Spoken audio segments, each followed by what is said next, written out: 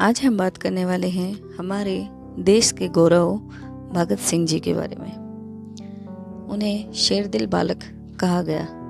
भगत सिंह की कहानी अगर हम पढ़ें तो उस समय की बात है जब हमारा प्यारा देश भारत अंग्रेज़ों की गुलामी में जकड़ा हुआ था।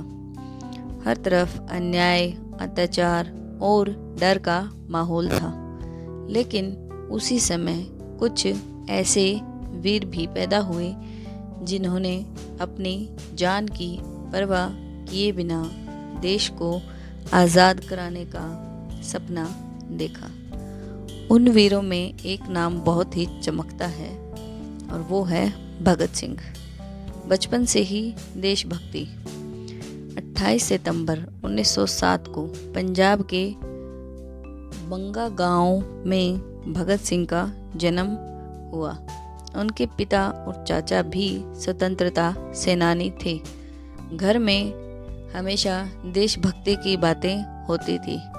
एक दिन छोटे भगत सिंह अपने खेत में गए और वहाँ उन्होंने मिट्टी में कुछ बीज बोने की जगह बंदूक उगाने की कल्पना की। जब उनसे पूछा गया कि यह क्या कर रहे हो तो उन्होंने कहा, मैं बंदूक उगा रहा हूँ ताकि अंग्रेजों को देश से भगा सकूं। इतनी छोटी उम्र में भी उनके दिल में देश के लिए आग जल रही थी। जलियांवाला बाग की घटना। 1919 में जलियांवाला बाग हत्याकांड हुआ। अंग्रेजों ने निहत्थे लोगों पर जहां पर गोलियां चला दी थी। जब भगत सिंह इस जगह पर गए तो उन्होंने वहां की मिट्टी को अपने हाथ में उठाया। वह मिट्टी खून से लाल थी। उन्होंने उस मिट्टी को बोतल में भर लिया और कहा, मैं इस बलिदान को कभी नहीं भूलूंगा। इस घटना ने उनके दिल में आज़ादी की मानो आग और भी ज़्यादा तेज कर दी। पढ़ाई और विचार। देखते हैं उनकी पढ़ाई कैसी हुई थी। भगत सिंह बहुत ही तेज विद्यार्थी थे। उन्होंने नेशनल कॉलेज लाहौर में पढ़ाई की।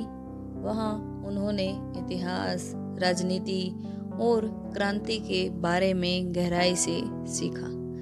वे महात्मा गांधी जी के विचारों का सम्मान करते थे, लेकिन उनका मानना था कि कभी-कभी अन्याय के खिलाफ बड़ा कदम उठाना जरूरी होता है।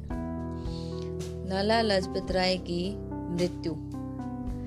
यह एक ऐसी घटना थी जो 1928 में अंग्रेजों के खिलाफ प्रदर्शन कर रहे लाला लाजपत राय पर पुलिस ने लाठीचार्ज किया। इस हमले में उनकी मृत्यु हो गई। भगत सिंह को बहुत गुस्सा आया। उन्होंने तय किया कि इस अन्याय का जवाब दिया जाएगा। सैंडर्स की हत्या। जब भगत सिंह और उनके साथियों ने पुलिस अधिकारी जॉन सैंडर्स को गोली मार दी, यह बदला था लाला लाजपत राय की मौत का। लेकिन इसके बाद वे भागे नहीं, बल्कि देश के लिए कुछ बड़ा करने की योजना बनाई। चलिए देखते हैं असेंबली में बम। ये भी उनकी एक योजना थी। 1929 में भगत सिंह और उनके साथी बटुकेश्वर दत्त ने दिल्ली की केंद्रीय विधानसभा में बम फेंका। लेकिन उन्होंने ऐसा बम फेंका जिससे किसी की जान न जाए। उनका उद्देश्य था बहरों को सुनाना। बम फेंकने के बाद उन्होंने भागने की बजाय खुद को गिरफ्तार करवा दिया और जोर से नारे लगाए, इनकलाब जिंदाबाद, इनकलाब जिंदाबाद। मानो पूरा का पूरा न्याय सिस्टम गूंज रहा हो। जेल में संघर्ष। जब वे जेल में थे, भगत सिंह और उनके साथियों ने कैदियों के साथ हो रहे भेदभाव के खिलाफ भूख हड़ताल की। वे चाहते थे कि भारतीय कैदियों को भी वही अधिकार मिले जो अंग्रेज कैदियों को मिलते हैं।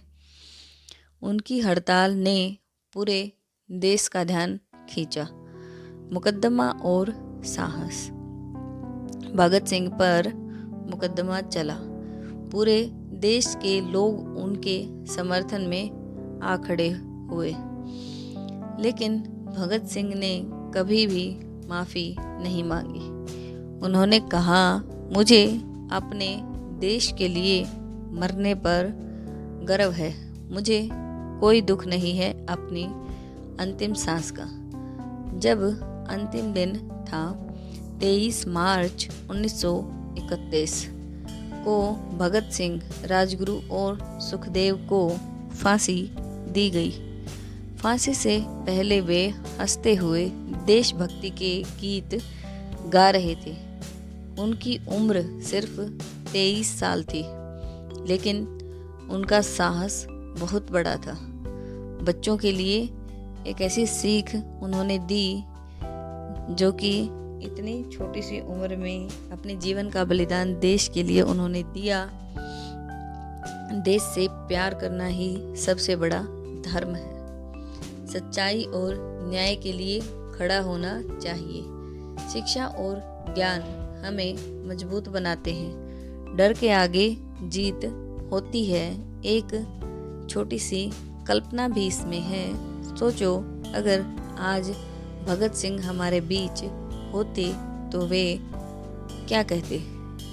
शायद वो कहते, देश को आज़ाद रखना अब तुम्हारी जिम्मेदारी है। ईमानदारी से पढ़ो, सच्चाई के रास्ते पर चलो और अपने देश को महान बनाओ और अपने आप को भी उसका हिस्सा बनाओ। समापन में हम अगर बात करें, भगत सिंह कोई साधारण इंसान नहीं थे। वे एक सोच थे, एक प्रेरणा थे। आज भी जब हम इनकलाब जिंदाबाद कहते हैं तो ऐसा लगता है जैसे उनकी आवाज़ हमारे दिलों में गूंज रही हो। और इस स्टोरी से आपको भी काफ़ी ज़्यादा मोटिवेशन मिली हो, ये